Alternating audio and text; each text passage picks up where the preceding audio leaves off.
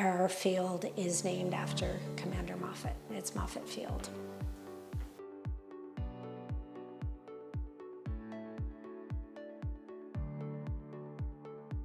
So in today's tour, I'm here with Sally. Sally's going to show us some of her favorite things about the Sunnyvale Heritage Museum.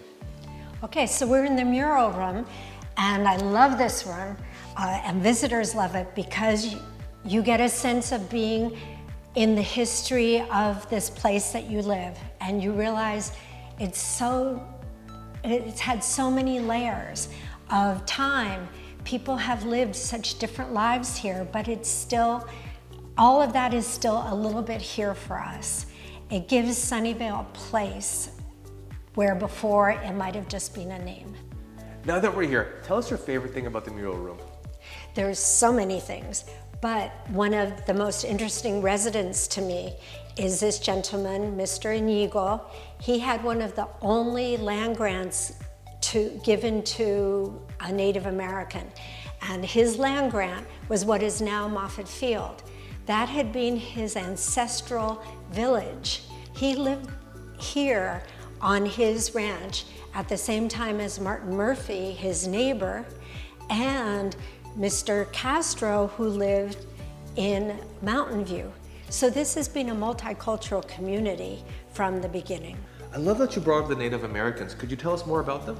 Right, well, we have some artifacts, things that were found when construction was happening around Moffett Field, because if you remember, I said that Inigo's land grant was on where Moffett Field is now, and that was his native village. So we have a representation of what we think native life was in what is now Sunnyvale, and so different.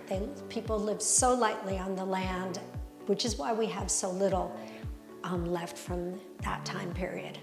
So before Sunnyvale was the bustling hub it is today, can you tell us more about what downtown Sunnyvale was like when it was rural? Right, when the railroad came, people started arriving, but it was a really small number of people, obviously, compared to today. We have a picture here representing this small town. Dirt streets. Originally, there were no sidewalks, of course. Sunnyvale used to be a dry town at one point. These buildings still exist. This is Murphy Street, this Washington Street, and you see, of course, the railroad was very important for bringing people here. Transportation, at one point, there were people with their horses and people with cars at the exact same period in time. Before tech became the main industry, could you tell us more about how Sunnyvale started in its main industry back in the day? Well, of course, the Murphy family had wheat and cattle, but the land wasn't really right for that. And we realized that the land was wonderful, very rich for fruit growing. So a lot of people started coming in, of course, after the gold rush, and were finding other things to do besides the wheat growing, and that they found that the orchards were flourishing. And of course, the more land that went to orchards, there was fruit that, what do you do with all this fruit that has become ripe at the same time? It turns out they realized that you can can it, and the canneries developed. So Libby's became the largest employer in the area at one point. Children, in fact, would not go to school at times so that they could make some money for their family. The children would make money during the summers by working in the fields or working in the canneries.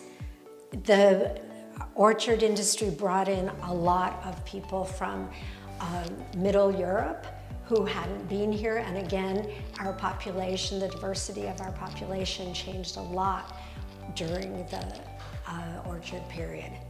And Sunnyvale was part of the Valley of Heart's Delight. So we've all seen the Moffett Hangar driving down 101. What is something we wouldn't know about the Moffett Hangar unless we came to the museum? Okay, well, that's definitely what you notice when you are looking at Moffett Field, and that was the original reason for that big naval base that was there, and it was to house the airship, the Macon. The purpose of it was to do reconnaissance, so it would go out over the Pacific Ocean and be looking for subs or looking for ships that may be a danger to the West Coast.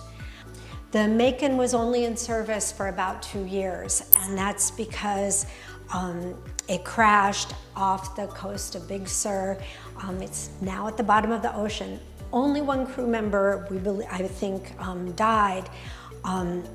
Unfortunately, its sister ship, the Akron, had been on the East Coast, and that had crashed earlier than the Macon did. Its crew was all lost, and the commander of that one was named Commander Moffett. That's why, in commemoration of his life, this airfield is named after Commander Moffett. It's Moffett Field.